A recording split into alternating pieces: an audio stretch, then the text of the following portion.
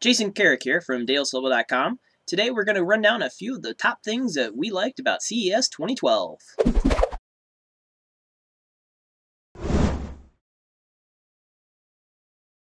CES 2012 just finished. It took place January 10th through the 13th. The Consumer Electronics Show in Las Vegas this year had a lot of interesting things take place, but most thing people are walking away, including us, who, even though we weren't able to physically be there, we kept an eye on, was not a whole lot came out of this year. Big news was Microsoft's last official CES, even though it has been reported that the door has been left open for them to come back anytime they want. But other than having Ryan Seacrest and announcing the new Windows Connect for the Windows PC and showing off a couple interesting Xbox 360 add-ons like the voice recognition to control what's going on, their keynote really lacked anything interesting, which pretty much was the general tone for the whole CES. Things were shown, things were liked, but nothing made people go wow like years past or just even last year. I'm going to run down a couple items that I found interesting by following through the news on what took place this year, and let's get started. First up is the Exodesk from XOPC. This 40-inch touchscreen attaches to your desktop or laptop computer and can act as a keyboard and app launcher or basically a tablet computer, among other things. The interface is very fast and responsive, and it has an open software allowing developers to create new apps that take advantage of this larger space. A couple areas that we here at DayOldStubble's think would be fun, obviously, which was shown off, Angry Birds Cut the Rope. They even demoed a special game that allowed 4 to 5 people physically each be playing at the same time, since it does have multi-touch capabilities. But what about new games in the realm of table gaming? Basically have a little miniature figure that had a touch-sensitive bottom that you could place and move around just instead of a regular place, but have an interactive board underneath. Not too fairly expensive. It's set at a low $1,000 price range. That's just a guesstimate, more of a physical dollar, but definitely would be something we here would be interested in getting our hands on. Next up, the item that pretty much has stolen the show at CES this year is Tobii's Gaze eye control for the new Windows 8 Metro UI. Even though Tobii is a very small Swedish company, might actually say they stole the show this year. 3D wasn't big, but people could not stop talking about Tobii's Gaze technology. In the lead up to CES 2012, they showed off this technology where it basically allows the user to stare at the screen and control the Windows Metro UI simply by gazing and moving the pointer where they wanted to go with their eyes. It has a lot of great interventions. First thing that comes to mind is disabled people. It allows them to use their computers easily without physically having to use a mouse or keyboard. But also in just realms of general getting around where you want to go. Sometimes it's easier just to look where you want to go and get there rather than move your mouse. Look for this one to be pretty big to come when Windows 8 gets closer to launch, and I expect them to have a decent showing at the Microsoft Developer Conference, maybe even a semi-partnership. Obviously, smartphones were big this year. One that we really want, well, I want here at DayOldStubble's, which I should be getting in March when my stupid AT&T 2-year contract is up, is the hybrid Samsung Galaxy Note. It was officially announced at CES that it would be on AT&T and should be available, I believe, soon. Rumors were February. Some people said this month, possibly, but definitely will be able to be purchased on AT&T. But the device that stole the show was Nokia's Lumia 900. Basically, this won the best smartphone by pretty much anybody who was at CES and took part. And, you know, I don't think they could be wrong. Not only does the new Lumia 900 look good, but it runs good. Windows Mango looks great on this 4-inch screen that has a body design that is both appealing and recognizable. The square boxy outer border with the rounded corner screen definitely makes you know that you're looking at the Nokia Lumia 900.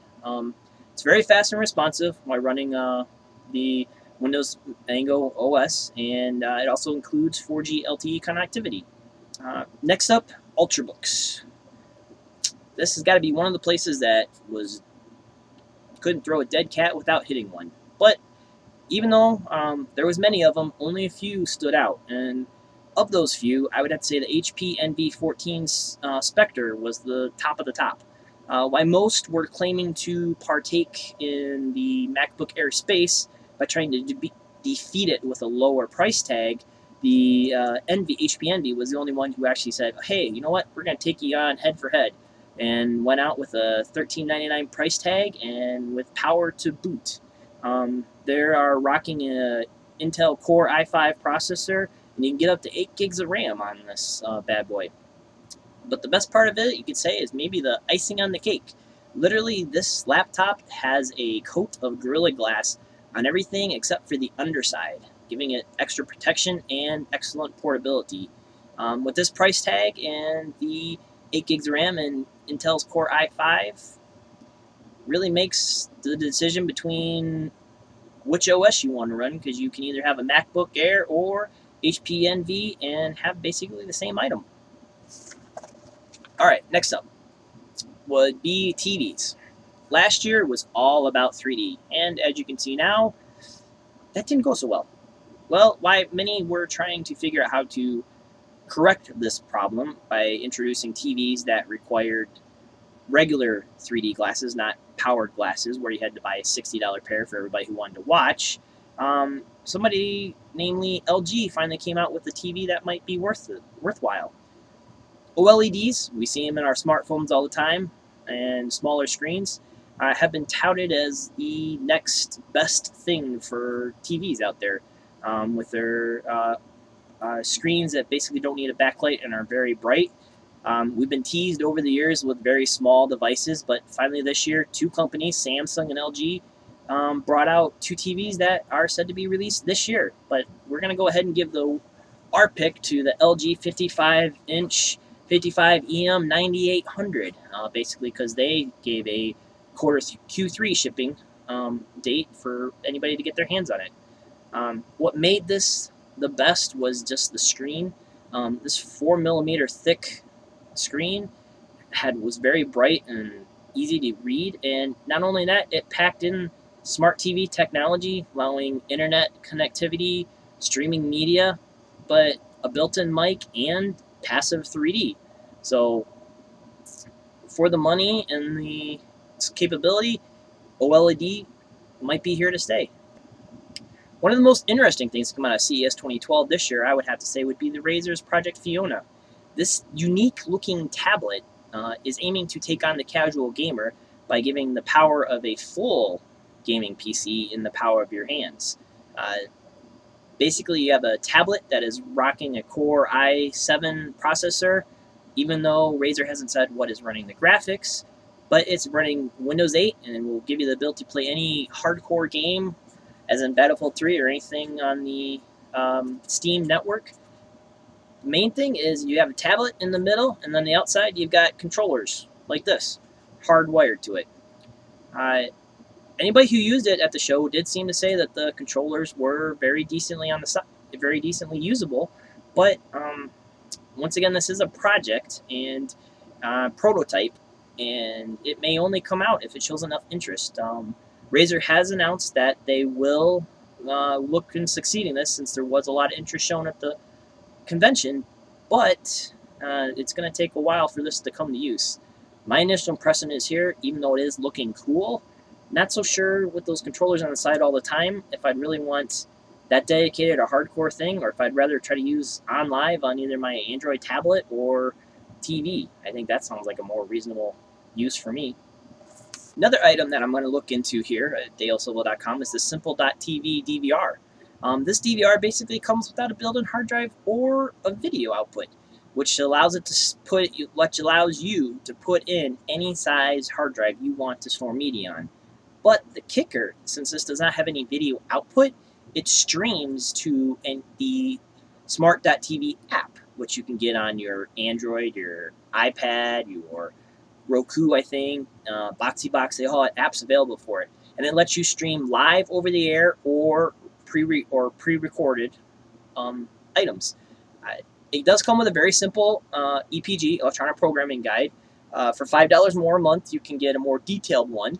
But for $150, this device basically looks like it'd be good for anybody who wants to physically not be sitting down in front of their TV to watch their devices.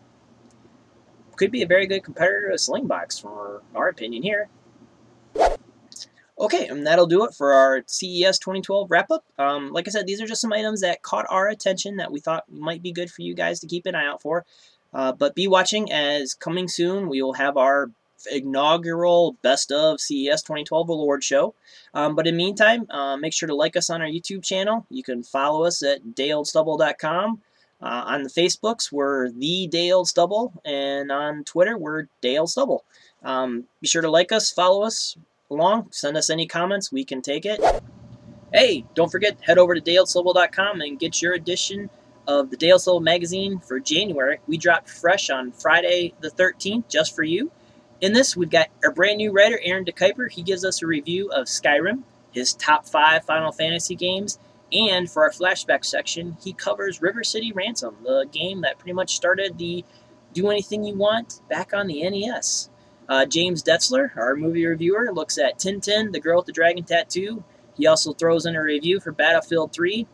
I give you a preview of my next phone, the Samsung Galaxy Note. Take a look at the ASUS Transformer Prime. We also celebrate 30 years of Emoticon and Commodore 64's 30th birthday. It was launched in 1982 at CES. We give you a couple of tips on Twitter and give you a couple gadgets, and in general, it's a very good read. Don't forget, if you do download, send us a note for a letter for our inbox saying you could win. Last month, our winner got a copy of The Walking Dead, complete first season. This month, we got a pair of great geek socks from Gumball Poodle, so make sure you go check it out. And that's all. We'll see you guys later. Jason out. Bye.